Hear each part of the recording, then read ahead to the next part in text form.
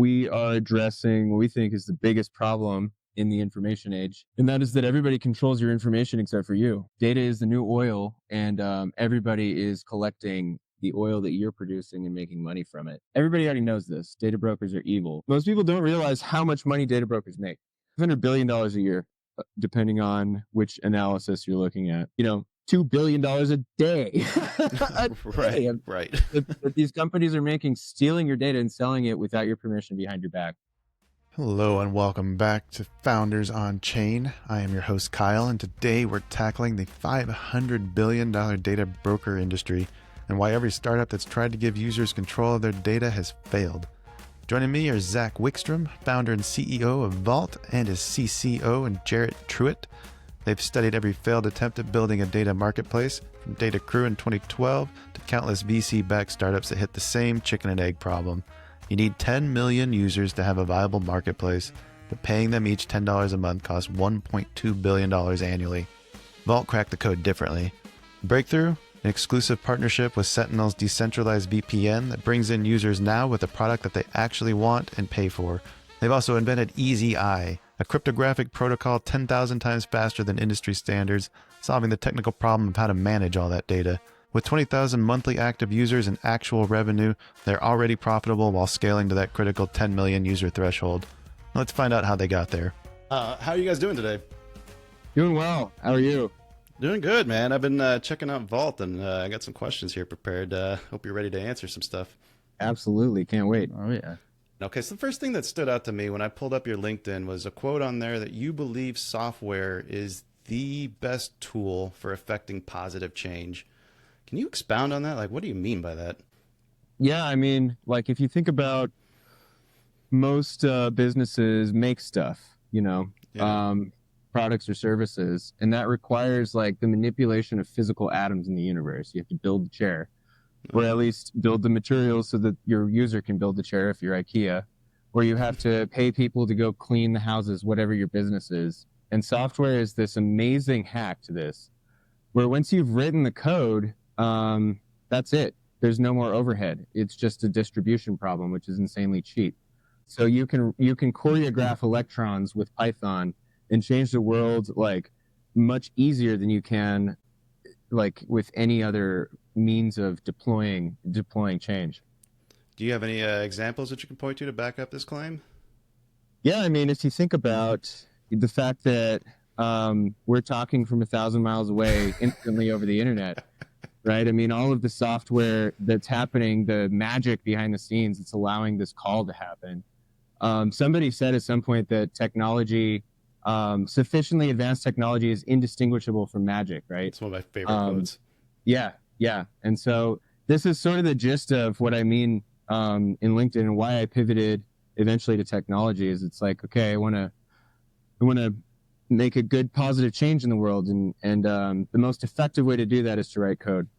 Okay. And I see that your background is like you've worked for some pretty big companies, looks like in the programming area. So that definitely seems like that is your passion. But can you tell me, like, what about those experiences at companies like Power and Wayfair led to, I guess, the need or what you're trying to do over at Vault?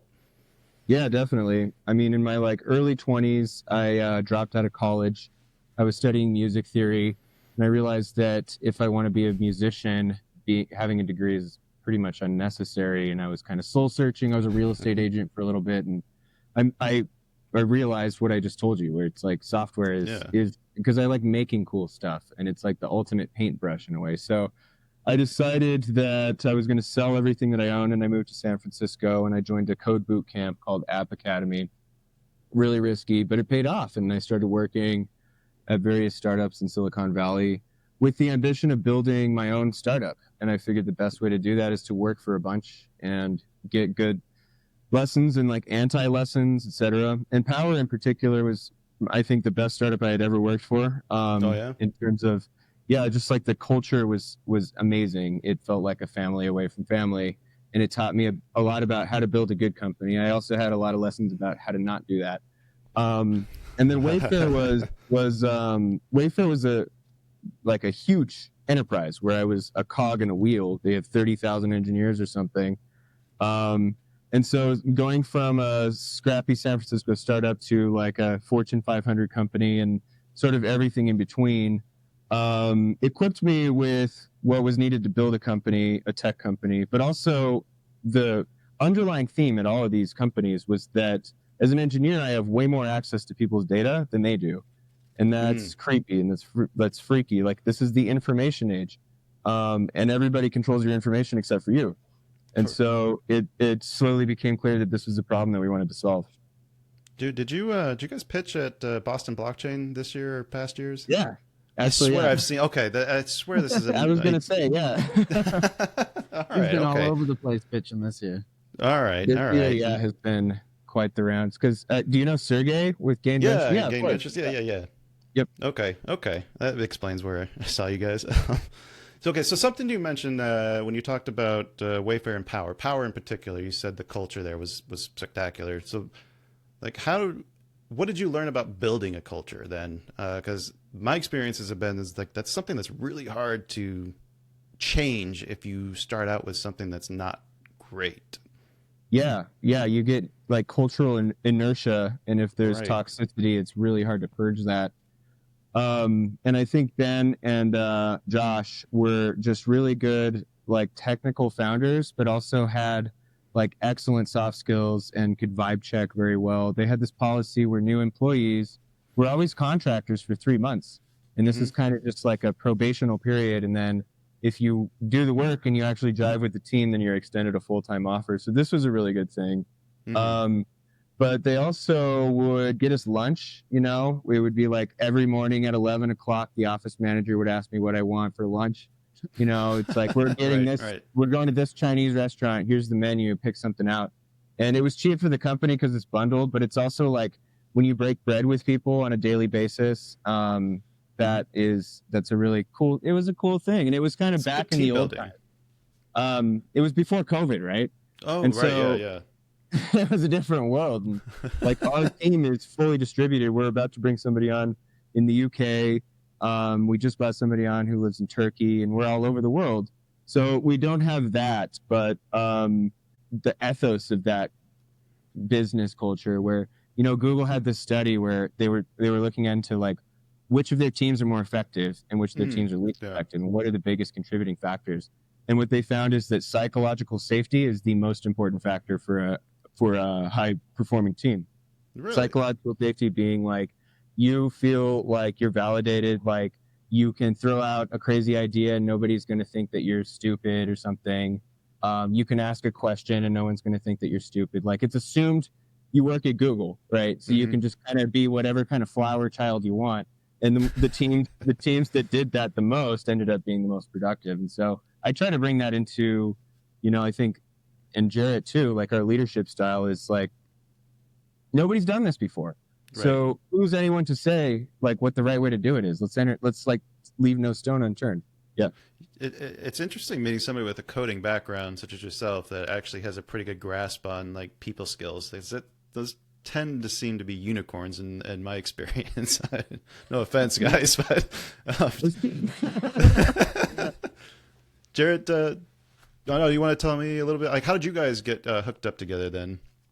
So I first met Zac at the gym, actually, and he had all the people skills in place before he had any of the coding skills. So that's where and I used to live with him when he went to go to his coding boot camp, and he was like, you need to come, you should come do this. And my life just didn't pan out that way at the time. I was a landscaper, and I was owning a business and running that.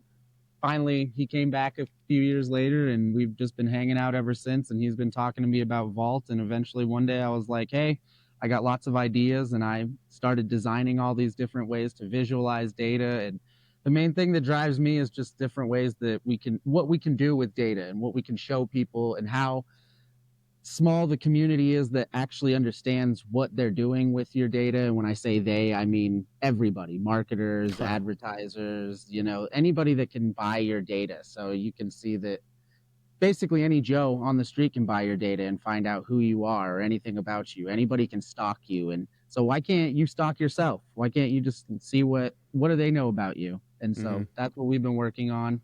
And I've been here with him for the past year, just almost every day. We just get together and build cool things, and like you said, and anything's possible because no one's built this before. We just gotta. I have probably 50 different mock-ups and different websites of designs of where we can take this app, and we're just building it every day. It's an incredibly fun thing to work on. So I don't really have background like he does, or the people skills, but I'm building them up every day. And well, he's like being humble. You know, I will say something. Right? It sounds like he's got all the business skills, is what I heard.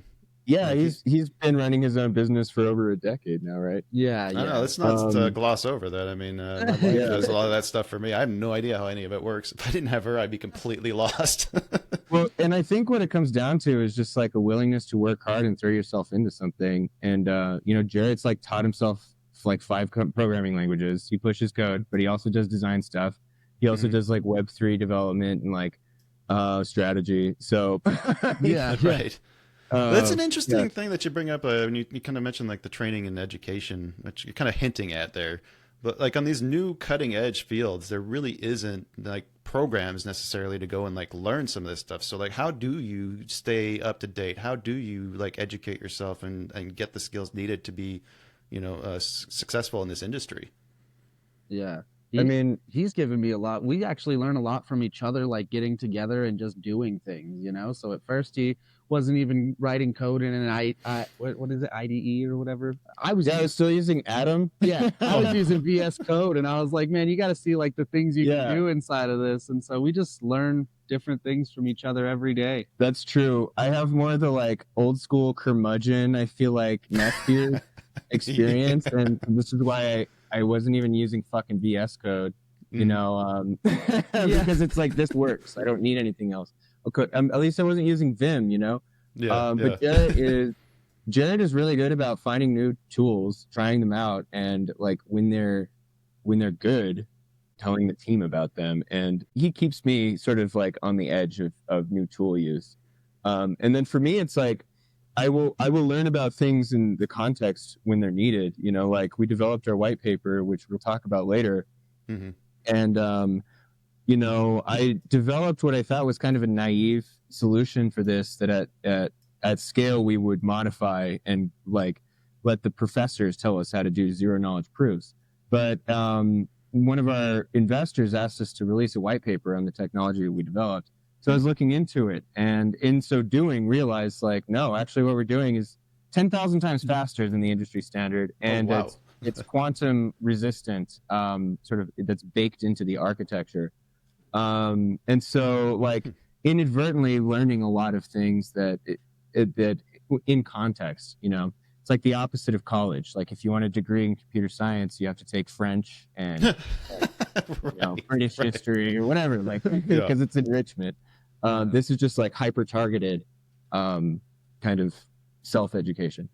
I see that. If you have the discipline for it, it feels like the most effective. But man, sometimes it's hard to work up that motivation to learn some of that stuff. Last question I have for the two of you guys, then we can move on to some more technical stuff. But working with friends, like tell me about some of the challenges that maybe you guys have to deal with. That if you guys didn't have maybe such a close relationship, might make things easier, maybe, or does it? Do you push back on that idea? I mean, there are fights. You know, it's pretty rare, but I mean, there's conflicts sometimes. Everybody's pretty mature on the team though, but we've had to fire people too. Yeah. I had a really good friend who I was enthused to get on the team, and then he just wouldn't show up to meetings, and it was like he was like not taking it seriously, and after a couple of weeks, it's like, well, you're fired. You know, you're not part of this. That sucks. But it's better when they work out quickly like that. At least, you know, you're not 2 years deep into somebody trying to train them. And I'm a big believer in fail fast. You know. Yes. Yeah, try it. If it doesn't work, cut it off. Yeah. Right. Yeah.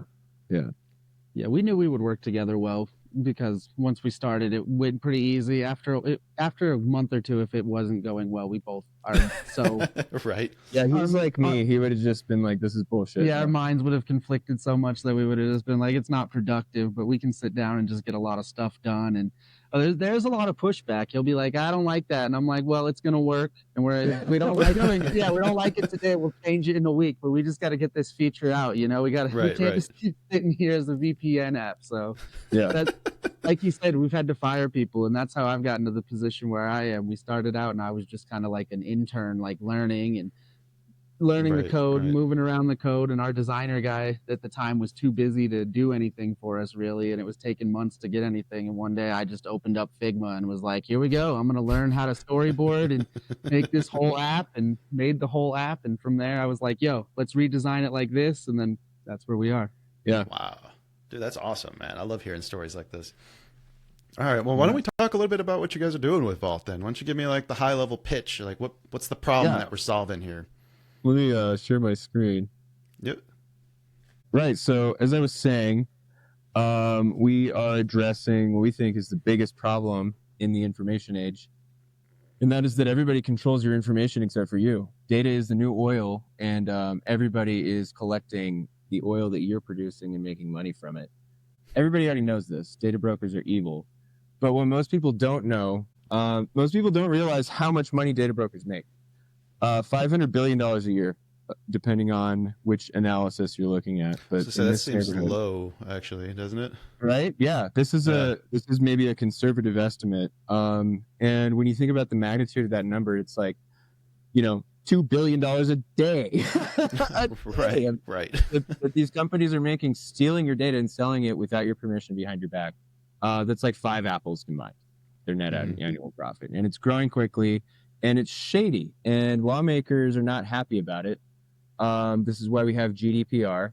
This is why we have CCPA. More recently, the EU, dropped their EU Data Act, which explicitly they're trying to build a data marketplace. They are trying to foster a new economy of data, where people can take control of their data and sell it at their own discretion. So lawmakers around the world want a consensual data marketplace like this. The question is, why doesn't it exist? And when we set out in this adventure, we quickly learned why it doesn't exist. And that's because there's a big chicken and egg problem. In order to have a data marketplace, you need a lot of data. You need about 10 million users actually contributing data to your marketplace on a regular basis. Right. And those people that are enriching your marketplace expect to get paid for their data. They should be making $10 a month, or else they're not going to be interested. Ideally even more. And so 10 million users, $10 a month, that means you're paying out your users $1.2 billion a year. This is the chicken and egg problem. You need a massive war chest in order to get a marketplace off the ground like this. And you need the trust in order to do it. Like companies that are not trusted, like X or Facebook or whatever, that may even have the resources, just simply don't have the social positioning to pull it off. And a lot of companies, startups, have tried to raise VC money. They'll raise, $8 million. One of the first, we've looked at all of the startups that have tried to build what we're building and that have failed, because we want to learn from how they failed. Generally, so the first one that we found was this company called Data Crew. They were founded in 2012 in New York. They had like a Chrome extension where they would pay people $8 a month for their browsing data. And they had no shortage of people sign up. And they're paying all these people for their data, but they couldn't sell the data. They weren't able to find a buyer before running out of runway and went out of business. They're pretty much defunct. That sounds like sharp people just waiting for them to run out of money and then to go scoop up the data for pennies on the dollar. And that's right. It's like 23andMe. Right? Oh, God, yeah. So egregious. Like tens of millions of people's genomes sold at auction, bro. Like, what? Yes. Man, I lost my mind when I saw that. It's infuriating and it's creepy, and this is why we're doing this. Right. And so we have to defeat the chicken and egg problem. And our solution to doing that is simple. It's to make data actually useful for users, right? Like, your data is incredibly useful for Google or for Meta. Why isn't it useful for you? The answer is because those tools just simply haven't been built yet. And that's largely what we're doing. We're building an exclusive product that only we can build, that people want now. People are currently paying us for our premium services. And this is a profitable, scalable business model that can be scaled up to the 10 million users organically, where we can basically just turn on the data marketplace when we're at sufficient scale. So this is our go-to-market strategy. And what I want to emphasize is that it's an exclusive product. If anybody else tried to copy our go-to-market strategy, they wouldn't be able to. Why is that? It's because of our exclusive relationship with Sentinel. So we're partnered with the Sentinel Foundation, and they have, basically the only DVPN service, the world's premier DVPN service. And the nature of our partnership is any emerging data marketplace that we want to partner for Sentinel wouldn't be able to. That is the nature of our exclusivity. And so in some sense, we've monopolized this go-to-market. Exactly. And this is a feature that is really bringing in that first wave of users for us. A quarter of the world's population uses a VPN regularly. This was a shocking statistic when I first heard this. But how it much makes sense. 25%. 2 billion people. Jeez. It's just insane. Yeah. And maybe that's a quarter of the internet population, but it's in this order of magnitude. It's like a huge chunk of the human pie relies on a VPN. It's actually surprising. I would have thought the most appealing aspect when I was looking through the website would have been the ability to analyze the data that you're collecting. Like, hey, I want to track my spending habits over these certain months, maybe, or anything like that. I think the flexibility and the ability to learn a bunch of stuff about yourself is fascinating to me. Yeah, I completely agree. This is the part that we're most excited about. It's just not fully available to users yet, because we want to make sure that when we deliver our Valt AI, and this is the piece that we're talking about, this is incredibly exciting, right? Yeah. The ability to Google your life. Right. It's like, so it's one of these things that when you hear it, it's quite obvious. Once you have it, you won't be able to imagine life without it. This is like really the big thing, but this is hard to build, of course, and we want to make sure we're building it securely. And so look forward to this in 2026 in the Valt app. Yeah. This will be a major draw for us. And we have features like this, like what you're seeing in this slide is a personal database. So you can go through and basically have a digital diary of everything you've ever done, what your heart rate was on New Year's Eve last year. It's just that we don't have the AI piece fully integrated with that. And we think that's going to be a game changer. I think what should be most eye-opening to anybody listening to this is how much data is actually being collected on you right now. People have your heart rate. It's all out there, right? What Valt allows you to do is have all the data that pertains to you in a vault, in a secure place that only you can access. We can't access it. And we can get into the details of that when we get to sort of the white paper drop segment. Yeah, that's one of the most interesting things to me, like how you're protecting that data from hackers. Like, it seems like every week we're turning on the news and hearing about another data breach. Yeah. And it's like you just said, or like you just said, you can tell that the Vault AI is in demand because a lot of companies are trying to do the same thing. Like ChatGPT wants you to connect all your apps to it so that it can get to know you better. But how do you know that you could trust that company? Because now they're going to take that data and train their next AI on it. And so, you just can't trust what they're doing. And that's why we're trying to put that trust in the user's hands. So that's like, here's the data, you own it, and no one else can see it. From what I understand, you guys can't even see it. You're collecting the data, but you can't even access it. Yeah, we're building tools that enable the user to collect their own data and to eventually monetize it. But yeah, we have no idea who any of the data belongs to. What about the storage of it? Useful. Say what? Oh, sorry. What about the storage of it? Like how I guess. Yeah. Do you have to rent that? Or like, how is that handled? That is a fantastic question. And the high level answer, I suppose, is that we've invented an entirely novel way to store this data, such that it's provably private, but can still be monetized. There's a bit of a sort of seeming paradox. If you have a data marketplace, you need to be able to market the data. We need to be able to say, like, 10 million people bought Nike tennis shoes last week. You need to know something about your market, right? Right. But then on the other side, it needs to be totally private and anonymous. So how do you resolve that paradox? And this is where, I feel like we're teasing the white paper, which is cool because as technical as it is, it makes it more exciting as we build up to it. But let me get through the rest of sort of our current offering. Okay. So we have the DVPN piece. And again, this is bringing in a majority of our users. We have it's free with ads or $9.99 a month with Valt Plus. Another Vault Plus feature is our data erasure suite. So you may have heard of companies like Delete Me or Incogni. They'll reach out to data brokers on your behalf and force them to delete the data that they have about you on a regular basis, like once a month or so. I didn't even know that was an option. Yeah, awesome. and it helps a lot. You know, you're going to get less spam calls and emails and texts if you sign up for Vault Plus or Vaultimate. We basically have the same coverage as Delete Me or Incogni, except we deliver that at a fraction of the cost. It also comes with the VPN and eventually the AI stuff, which we were talking about a moment ago. You know, this is again. Yes, go ahead. Sorry, how much does a VPN typically cost just for the VPN? Like, I'm pretty sure those are close to like $9 or $10 a month at this point. You're getting all this other stuff with that. That seems amazing. That's exactly it. You know, we tried to price this as competitively as possible, where it's like the price point is comparable to a NordVPN or a Surfshark, but you get so much more.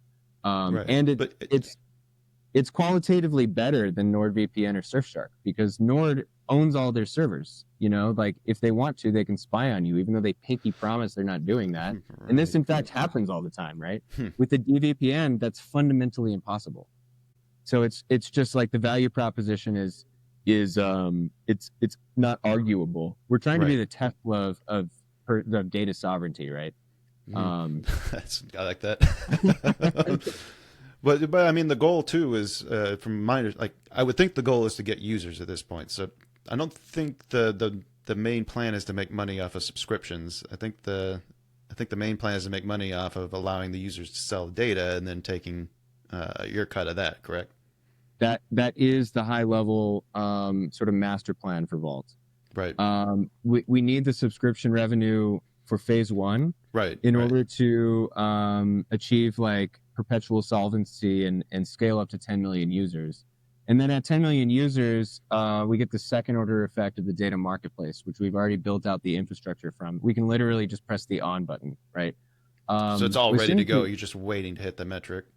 Precisely. Awesome. And you know, as soon as we have an app where you can just download this app and set it up, and then it pays you $10 a month or more, that's going to spread like wildfire. It's going to be like, who wouldn't do that? Your data's out there anyway. You should take control of it. You'll get paid to do so, right? Yeah.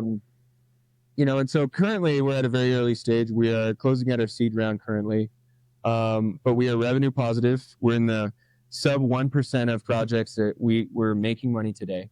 We have 20,000 or so monthly active users, and we've had months where we grow 400% in a single month. Oh wow! And so the potential for explosive growth is quite high.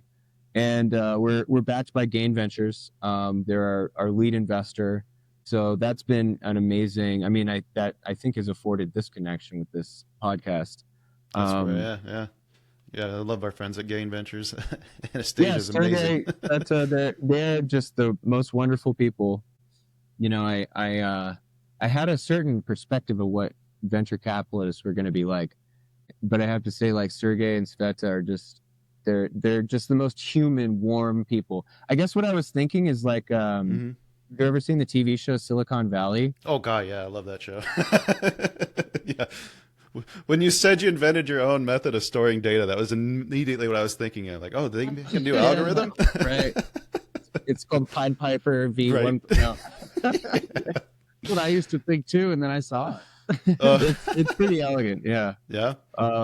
Yeah, we're teasing that. Let's keep doing that. Anyway, so I want to just quickly mention that we have the dream team. Everybody that you're seeing here on our team slide is deeply experienced in their domain and has really put in the blood, sweat, and tears.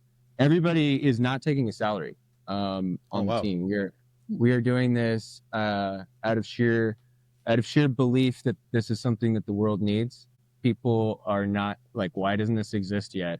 And so we've decided that we're going to be the ones that make it happen. And again, hopefully this team slide expands slightly in the next couple of weeks here with our latest team member. And just some details on our seed round. We're targeting a $20 million valuation, and we're raising $3 million in equity or SAFT capital. And the $3 million is going to help us achieve the 10 million users much more quickly. We'll be able to do it in 18 to 24 months. And, the goal is to, in that 18 or 24 months, actualize the data marketplace, make that a real thing. Everything we were just describing, hit 10 million users, pay people $10 a month for their data. When we achieve this, we'll be the first company in history to do so. And this easily justifies a $1 billion valuation. I would think. So we're going from 20 million to 1 billion. That's a 50x increase on your investment. If you're a Web3 AI tech investor, this may be one of the best opportunities. And we want to position ourselves so that in our Series A and in our future rounds, our interests are strongly aligned with the giants of the industry. We want Google and Amazon and Meta on our board because that represents, a discount for them for the purchase of data. But, our company is also positioned to be the force that holds other tech giants accountable in data usage. And that kind of segues into this final quote that I'll leave you with, which is that Sam Altman was quoted somewhat recently saying that he thinks the killer app for AI is going to be an LLM with total access to all of your conversations, every email that you've ever had. It knows your heart rate on New Year's Eve, but that it doesn't feel creepy, that it's totally private. I don't think Sam said that last part, but we're saying that last part. I prefer that last part. So that's the high level pitch. And, I would love to sort of zoom into any of that now that you have the landscape. Yeah. So, can we just take a step back then and how did we get here with data and data rights in general? How did we lose those as consumers or as, how did we lose control of our data? We never had them, right? If you think about yellow pages, remember before the internet? Oh, geez. Yeah, I didn't. All your shit was just out there, your address, your phone number. I think that society, the parsing of information was more labor intensive. And so it was less risky to have your data out there. Now your data can be scraped by AI. You can ask Grok to stalk somebody for you, and it can probably do it pretty effectively if you prompt engineer well enough. That's scary. Yeah. And so the need for enforcing that digital privacy has just become naturally more prevalent. So you mentioned EU is building one of these marketplaces as well. Have you guys had any conversations with anybody over there, or to try to make sure that when they're ready to go for something that you guys are, hey, we got it right here, Yeah, we were actually just in Croatia a few weeks ago for Cosmoverse 25. Were you in Zagreb? I was in Split, which is beautiful. It was like Monaco. There were so many yachts. What? I didn't realize how. But it's also not pretentious. I feel like Monaco, everybody's going to be like, yeah. Right. These guys are just chill.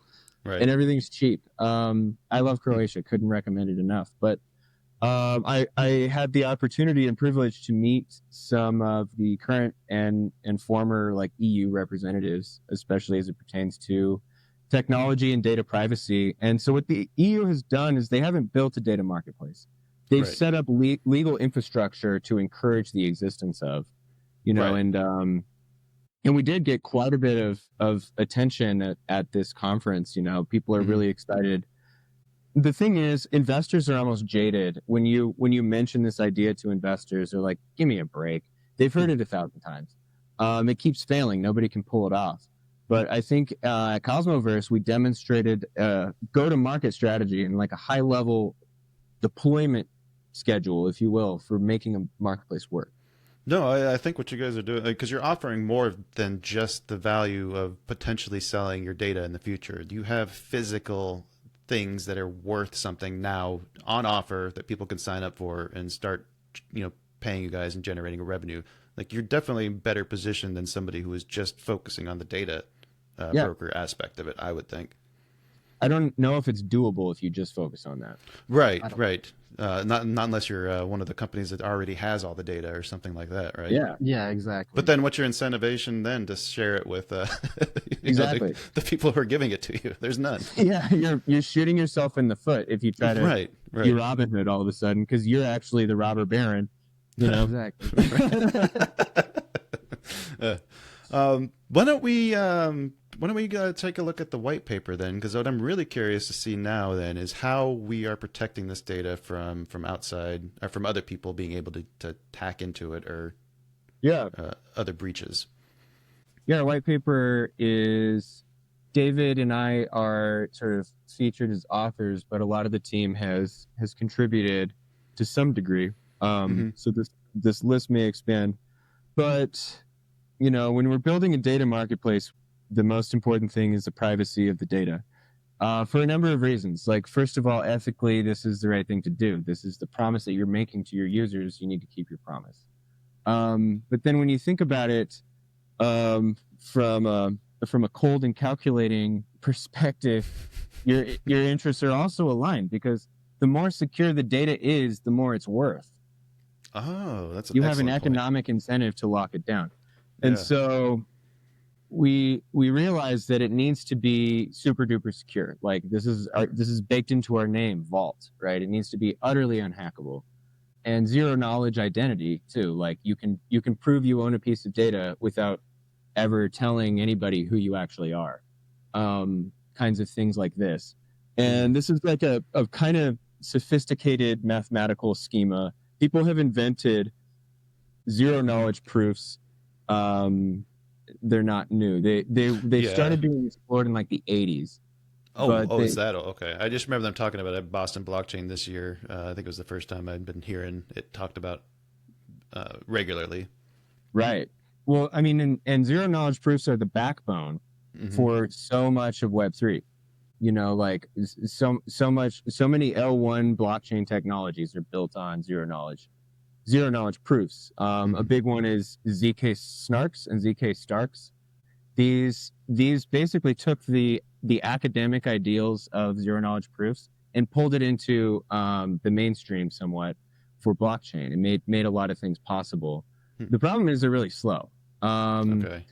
And when you have a data marketplace where you have, say, 1 billion users all creating 1,000 data breadcrumbs a day, trillions of breadcrumbs a day, right? Like, it needs to be really, really, really fast.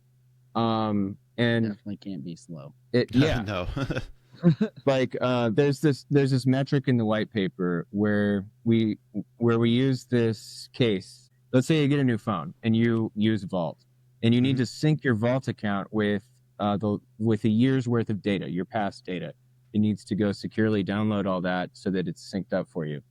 If you were to use ZK Snarks to do this, that sync would take 42 days, up to 42 days. And with EasyEye, our technology, it takes about 300 seconds. It makes things that were previously not possible now like something that can be production ready, like consumer grade. So we won't go into the details of how it works too much. I'll just try to cover like what's important about it and the high level idea. It's actually really elegant. You get 2 private keys with EasyEye. You get an I key and a var key, and you can kind of think of these almost like 2 strands of DNA. They build up your digital identity, and crucially, they're top secret. Your device generates these numbers, and only your devices have these numbers. They're never sent over the internet. And this allows you to basically tag your data in a really, really secure way. And the best way to think of it is it's like clock math. Like, let's say we have a clock, 12-hour clock. Yeah. The clock starts off at midnight. Now, if I move it 3 hours, it shows 3 o'clock, right? Yeah. And if you ask the question, like, how many hours did I change the clock? It's easy answer. It's 3 hours. Now, but let's say I rotate it 15 hours.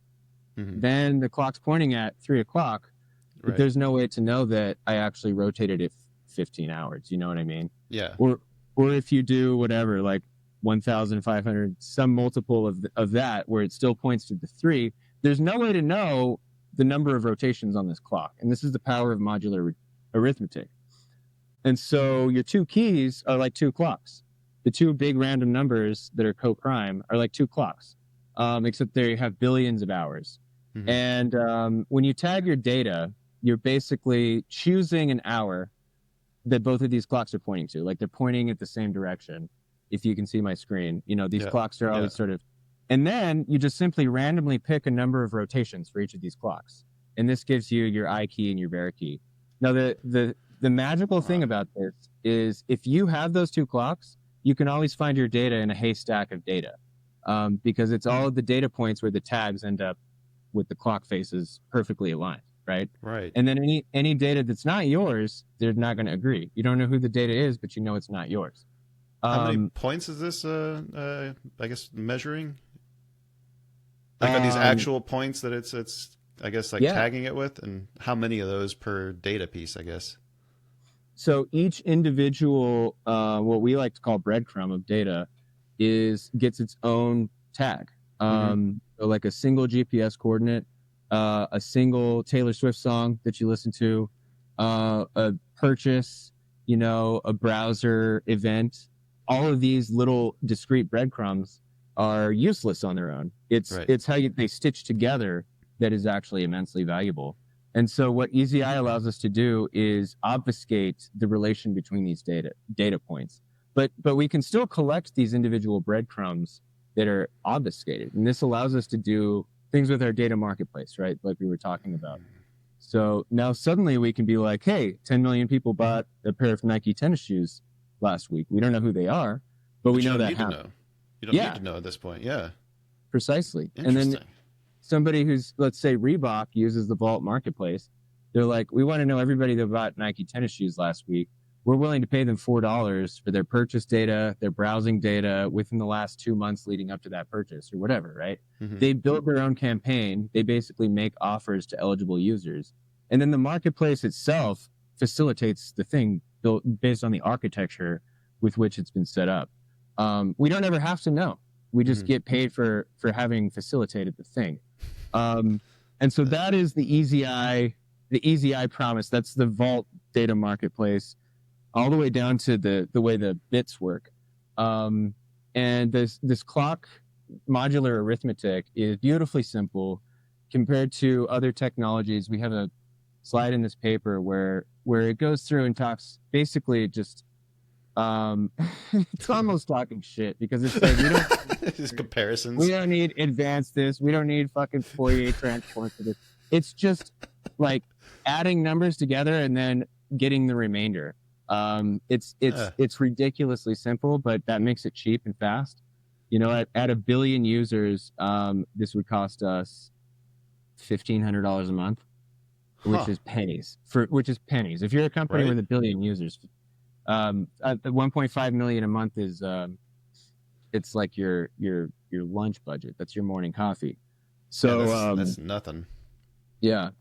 So this is the way that's a very bird's eye view of the white paper, why it's important. Is that on your website if anybody wanted to go and find it and read it like in depth? Yes. Hit up vaultdata.com/investors. And we have our deck and our white paper here. We decided that because there was sort of this question of, do we want to keep this proprietary technology under wraps or do we want to release it to the world? And what we kind of realized is that the right thing to do is release it because this is relevant potentially to a lot of other things other than just data marketplaces. And it's good for industry visibility for us too. So, I encourage you to sort of dive into the details if you're interested. Yeah, man, for sure. I mean, probably going to need a little bit more than 5 minutes of looking through it to get some good questions, but we can come back to that one. It's a hefty one. I know the ins and outs of the company, and I've been here for a long time. And then when I first read this, I was like, bro, we're really abstracting. So that was that you guys' first white paper that you published? And that was just that was just recently, right? It was like 3 weeks ago, it looks like. What were the responses? Is anybody giving you any feedback on it yet? We got some responses from the investor that recommended we release a white paper. Was like, you know what? Never mind. Because he was like, this is too technical. It's not really going to help. And he was right. I was talking to Blake Griffin, the NBA 6-time champion, right? Yeah, for the Clippers. Yeah. He has his own VC, and so I was talking to him and his brother, and we were sort of in a due diligence phase, and I sent them our white paper, and then like the next day they were like, sorry, this is over our heads. And I was like, fuck, come on. So, I don't know if I told the team that. We need the high level overview then, right? Right, yeah. But you know, what we're seeking now is peer review, because yes. And some of our connections through the Cosmos ecosystem afford that for us. But getting it into the Journal of Cryptology, turns out the word is cryptology, is something that would give us that industry visibility, but also maybe unlock a lot of innovations in adjacent areas. Yeah. Nothing else, just the collaboration that you get from people calling you and picking your brain, and then you get to do the information swap, idea swap, and I think it's worth it just for that. It totally is. It's just such a beautifully simple idea. For a long time, I was like, there's no way that this can work because it's too simple. So like spent weeks making sure that it's like, you know, it's not like we just dreamed it up in its final form. That what you're seeing here is like a highly streamlined, like actualization of a high level concept. Yeah. All right. We have anything else on the technical side that we want to cover here? I don't think so. I guess why don't we let's take a look at the future then. Like, what's going on over at Valt right now? What do you guys have the eyes on? I mean, you said you're raising seed money. You're trying to get to that 10 million users. Is there anything else that you're cooking on? Does Jarrett have any more fun features that he's been test driving that are getting ready to be unveiled? Oh man, we're working on, main thing we want to do is get apps. We got to get all the apps you can add into the app. So we got to get people using the app so that we can prove that that's what people want. You know, one of the main things that has been driving us the past year is like what you said. How do we get to this problem of nobody really knowing why they want to protect their data? And it really starts with you sign up for everything and you get this terms of agreement and you scroll to the bottom, you can send it to yourself and you're never going to read it. And that's where we lost ourselves. You know, we agreed to everything and nothing at the same time. We don't know what we're agreeing to, but we're agreeing to it. And so that's one of the first things when I first got here is like, we got to show people what they're seeing when they sign up. You know, what is Spotify seeing when you listen? What are the marketers seeing when all of this data culminates? What profile are they creating about you? Because that's really what they're doing. And so for the past year, we've been thinking about how can we create this awareness, you know, because we're trying to create this concept of data sovereignty that doesn't really exist. Like we sat down a few months ago and we're like, what is the core concept? And that's really what we've trying to grasp and get to the core concept of, is the data sovereignty aspect of it. So we're trying to visualize the data. So we need more data in the app so that I can, hey, this is what you're seeing when you're listening to Apple Music. This is what you're doing when you're on X. You know, this is what these advertisers are thinking about you. So we've brought in our data command center. If you sign up and you start to see like what the advertiser thinks about you, you're getting like a data score about how you're managing that data that's being leaked and how you're getting it back. And so we're cooking up our concept of what the data marketplace is going to look like someday. So that'll be unveiled for the people that want to become investors, and we'll be using that. Like, hey, it's going to be really cool. Think of just being like an investor and being able to ask a question like, how many people were at the Costco in New Mexico the last month, and what was their average bill? What did they buy? You know, how can we target those people? Can you get traffic patterns too? Yeah. Oh my gosh, there's so much cool stuff you can do. There's so much cool shit, dude. There's so many cool things you can do. And so the core of it is getting all of that data so that we can start trying to figure out how we can visualize it. So we got to create it ourselves in the app. First we have to make it so we can capture it. Then we got to make it ourselves by doing the actions, because we can't just go messing around with everybody else's data. So we physically have to use the app to create data that we can test. You know, the surface area of what we're building is immense, right? It goes in a lot of different directions. And we have sort of a hello world suite of data integrations. You can log in you can connect your location, you can log into your bank, you can do Spotify, you can do your email, but it's a limited list. And part of the big reason for this is, you know, a lot of services don't have rich APIs for you to have control of your data. This seems like in principle wrong to me. But like, for example, Instagram has no API where you can just go see all of your likes. Same thing with Facebook. And X has this, but they charge you $50,000 a month to access it. What? Yeah. And so it's like very difficult to find first party APIs for a lot of the things that people use, Amazon, Grubhub, whatever. And we're developing ways around this because it's your data. You deserve it. You deserve to have control of it. You can control it however you want to. This is one of the vectors that we're really working on, but we're also building out in parallel our AI piece. We're kicking off a partnership with an organization called The Agentic, and they are highly selective. They find projects that are building AI tools and sort of vet them and pick about 1% of the ones that they're interested in. And then they'll help them develop these tools. So that was actually the question I think I was going to ask you then. It was what you were doing, how you were planning on analyzing all this data that you're collecting. It sounds like that's the idea, develop your own AI to be able to parse it. That's exactly right. It's like we need to build kind of our own version of ChatGPT. And the interesting like engineering challenge is that, you know, because of the nature of this, like a lot of the AI logic needs to be on the device. Your device is the only place where all of your data is aggregated together in one spot. Right. We wouldn't be able to do this on the server. And if we do cloud inference, where we send like a pre-compiled composed prompt from your device to an AI, we need to have that be like ultra secure, you know? And so these are interesting challenges. David and I and the team have been diving into it head first, but then we met The Agentic, and they're basically a team of like 12 AI experts that will help us build this out very rapidly. But the AI piece is going to be the thing that moves the needle in the near term the most. So that's another really exciting thing we're working on. You guys have any fun stories? Yeah.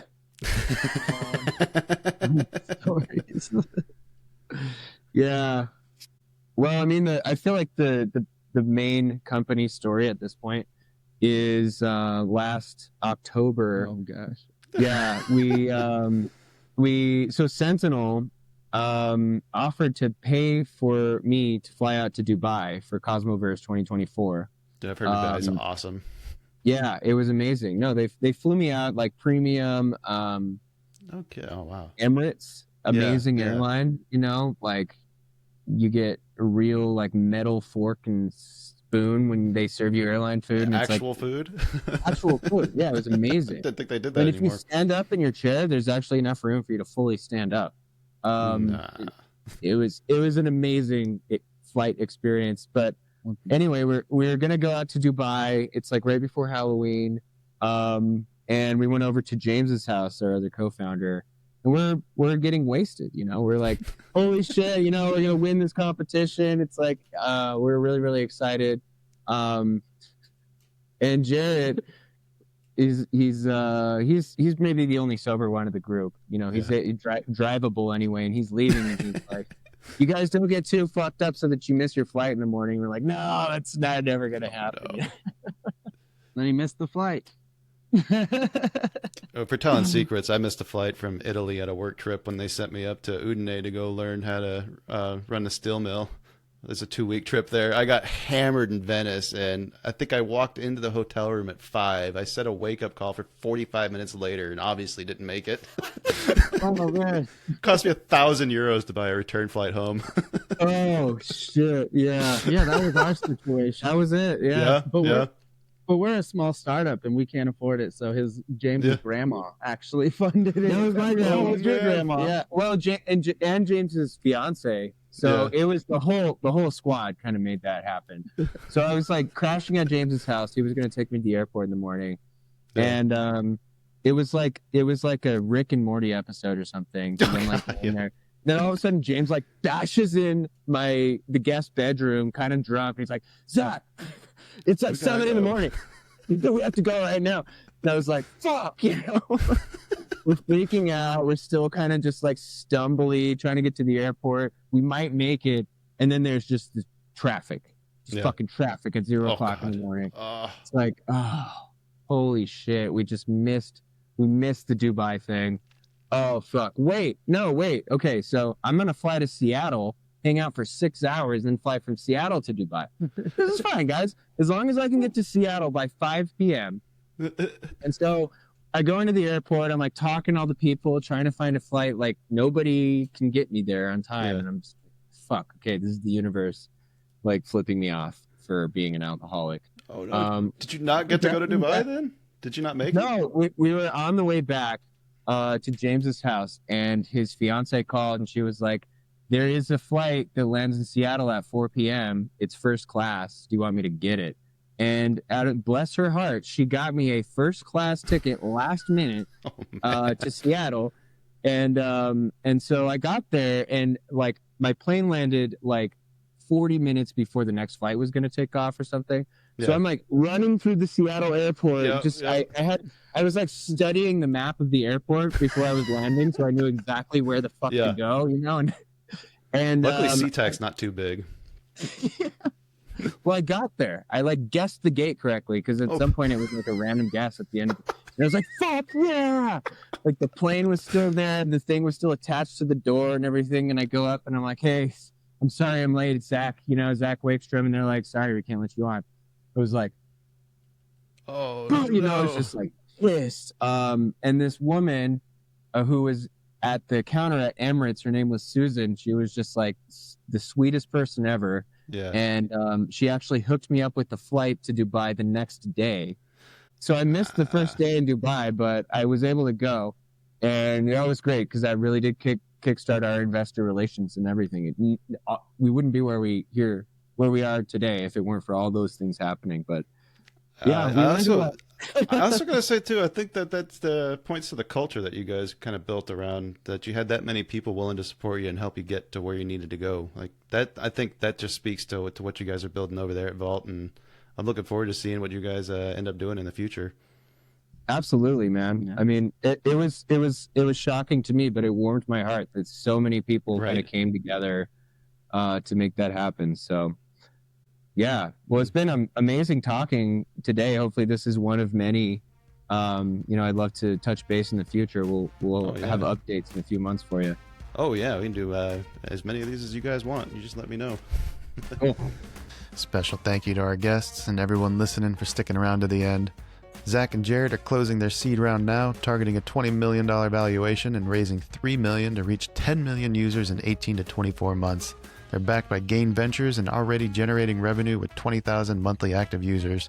Puts them in the top 1% of all Web3 projects.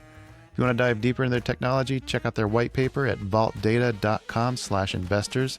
They've also invented EasyEye, a cryptographic protocol that's 10,000 times faster than the industry standard zero knowledge proofs, making consumer-grade data marketplaces actually possible for the first time. For investors interested in AI, data privacy, or Web3 infrastructure, Valt represents a rare opportunity. A team solving a $500 billion problem with exclusive partnerships, proven technology, and a clear path to $1 billion valuation. Until next time, keep listening, keep building, and keep sharing.